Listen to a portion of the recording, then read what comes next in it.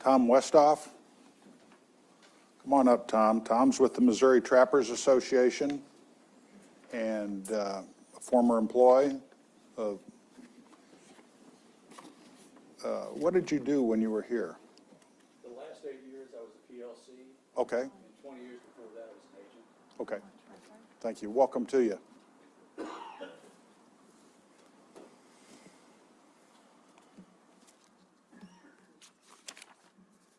Okay, thanks for the opportunity to discuss this.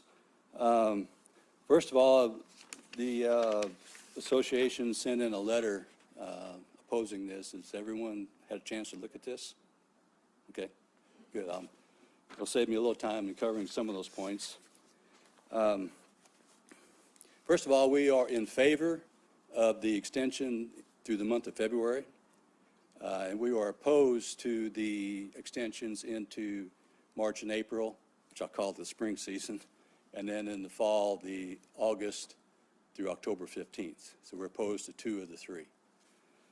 We favor the February extension because the animals are still prime and usable. Some of them may be deteriorating at that point, but there's still a possibility that the fur will still be able to sell it or utilize it in some fashion.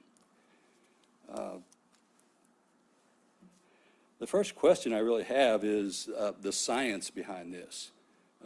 There's a lot of southern states that have year-round open season on raccoons, and we don't know if that's really helping the turkey population. So I don't know, has anybody done any surveys or questioned those people? Is it helped by having a year-round season? I don't know if MDC has done any surveys with these other states, but as far as I can tell, the population continues to drop on turkeys in those states that still have the open seasons. The other thing is being a former employee, I've been to probably 100 programs given by biologists, turkey biologists, quail biologists, grouse biologists, and none of them have ever pointed to predators and saying if you reduce predators, your bird population will go up. MDC has always promoted habitat over control of predators, and this is kind of to me, a major change if we're going to allow the harvest of predators during the spring and summers and falls.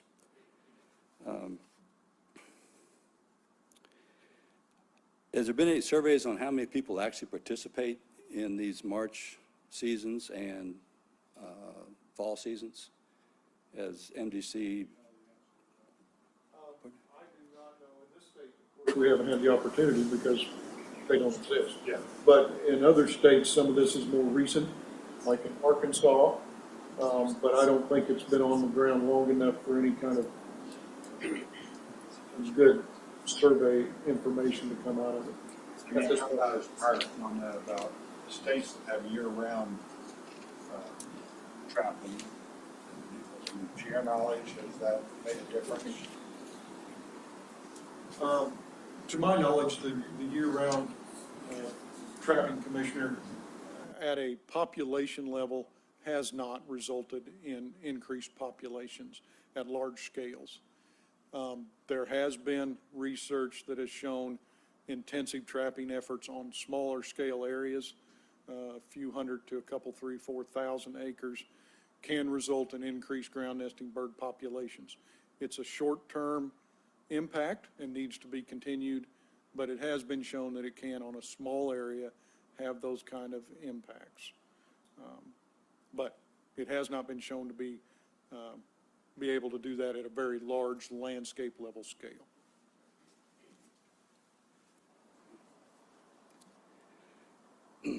Does everyone understand pelt primeness? You know, when the animals are usable. I want to make sure that everyone understands that. Another reason we're against the March, April, August through October meeting is ethics. I want to read you a quote that I found, and it says, "Conservation means wise use, and the killing of one game animal over another and just disposing of them is not wise use when we have the means to harvest them." Oops, wrong quote. Sorry about that, wrong quote. Yeah, you'll hear it again. Okay. Once you caught an animal, it is your responsibility to see that that animal is taken care of properly. Remember, conservation means wise use of our natural resources. Letting an animal spoil from lack of attention would be a waste of the resource and an irresponsible act. Does anybody know where that quote came from? That's the MDC website on trapping. So catching these animals in March and disposing of them is, to me, is not wise use. It's not good conservation. So, okay.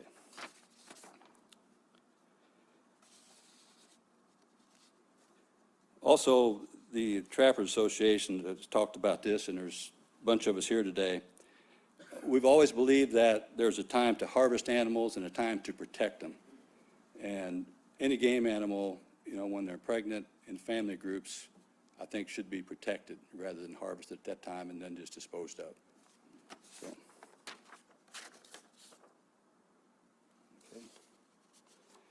Okay. Looking at it from a little different perspective, from the non-hunting perspective, non-hunters out there, there's way more of them than there is of us. And I don't know how they would feel about MDC promoting the harvest of pregnant game animals. I just don't think that's something that we should be promoting. You know, and also for the anti-hunters, anti-trappers. I think this just gives them more ammunition to say, you know, these guys, you know, just trap randomly and disposing of animals that shouldn't be harvested at that time of year. Also, as an alternative, I hate people that just complain about stuff and don't have an alternative to it. So I'm trying to give you a couple alternatives here to these two seasons. Currently, the trapping season is 2.5 months long, November 15th to end of January. If the February thing passes, then it'll be 3.5 months. And I think that's plenty of time to harvest animals. Raccoons, according to the Mammals of Missouri, have a home range of about 1 mile. So on these smaller scales, if you could take, say you own 1,000 acres, if you can expand that out for 1 mile, you'll effectively reduce the population of those animals on your farm or property. So of course that means getting permission from the adjoining landowner or having them trap, but I think you can be more effective at reducing it if you just eliminate that home range. You'll reduce that population for a period of time. They're going to move back in eventually, but I think for a year or so you could effectively reduce that population. So if you can do that during 3.5 months, I'm not sure giving them another 1.5 months is going to make that much difference. So another alternative would be to have a trapping clinic on your property.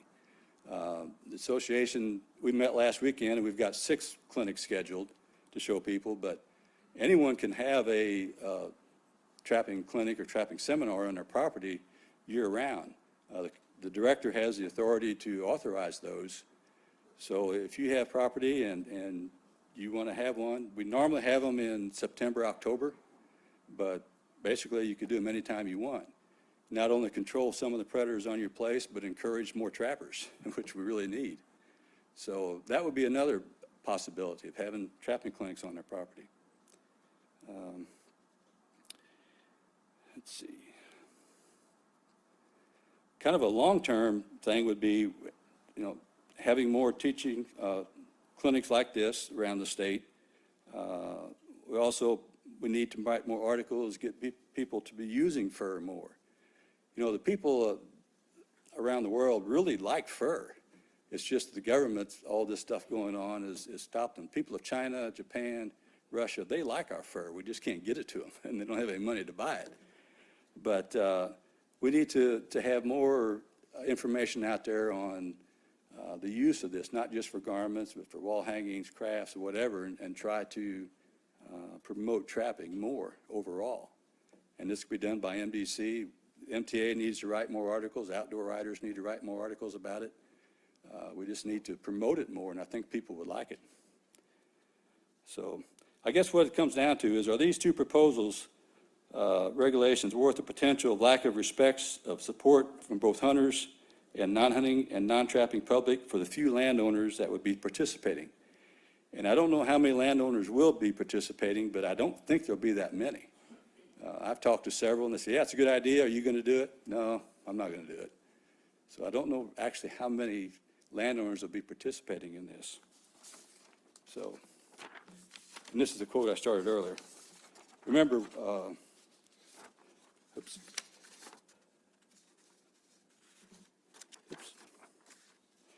Okay, conservation means wise use, and the killing of one game animal over another and just disposing of them is not wise use when we have the means to harvest them at a time when they are not breeding, raising young, and are potentially usable.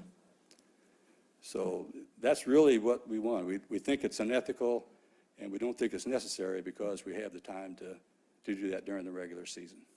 So, any questions? Can we open it up for questions? Margie? Tom, thank you so much for coming today. Thank you for your time. Thank you for all your members for coming today. It's great to see you guys here joining us.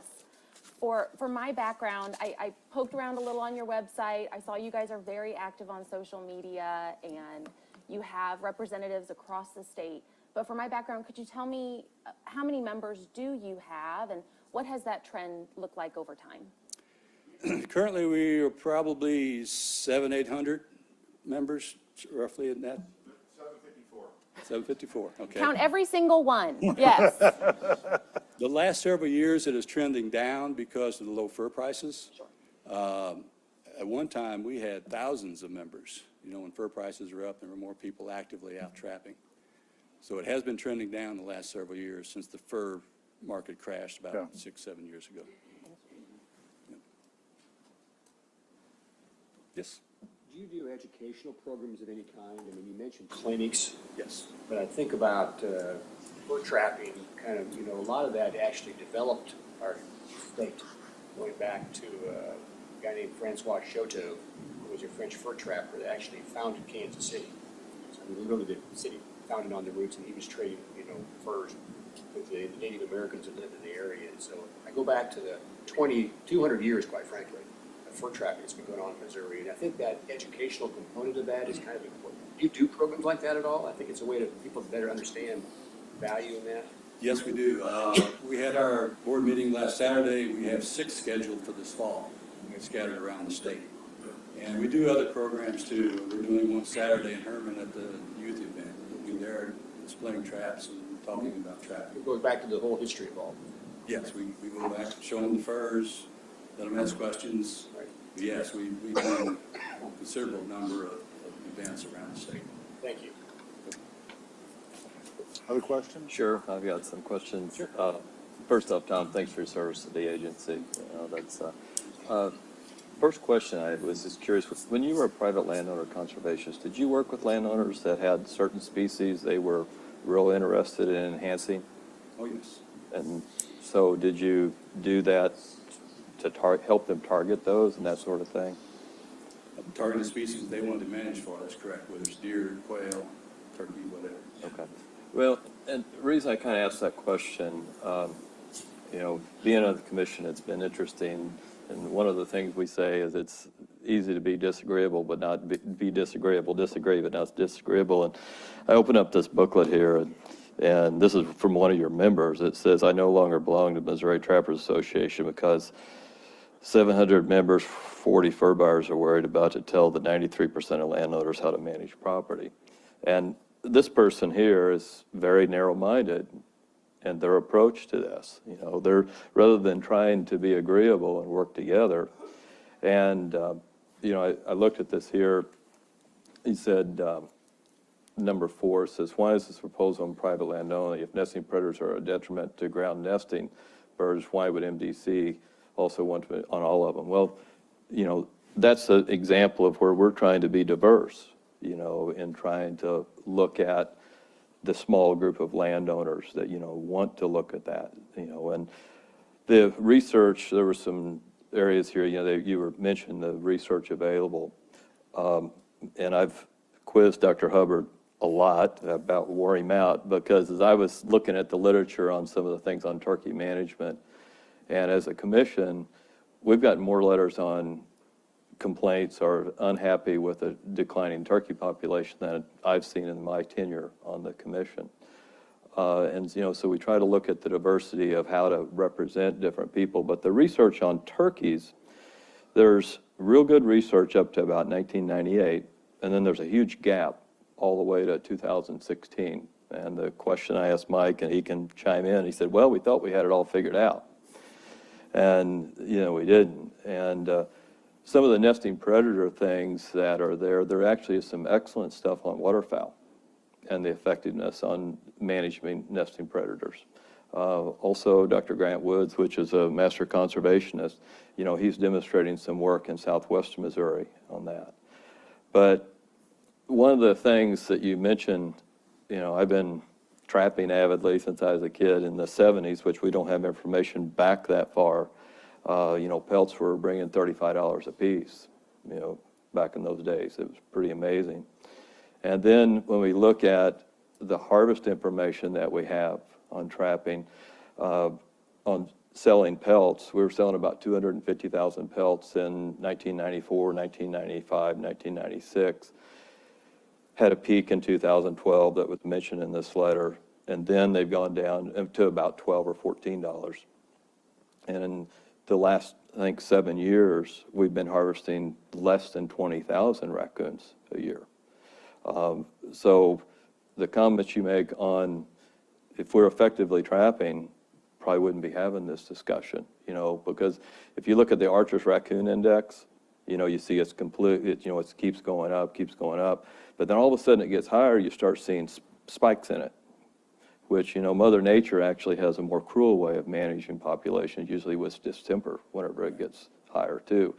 And, distemper, happens throughout the year, pelt or non-pelt. But, some comments on this. First off, I love to trap. I love seeing people that are very passionate about what they're doing. But we also look at 93% of the respondents to this were actually positive, which is kind of interesting. That reflects the number of percentage of private landowners in the state that not necessarily are going to be doing this, but want to have that option available to them.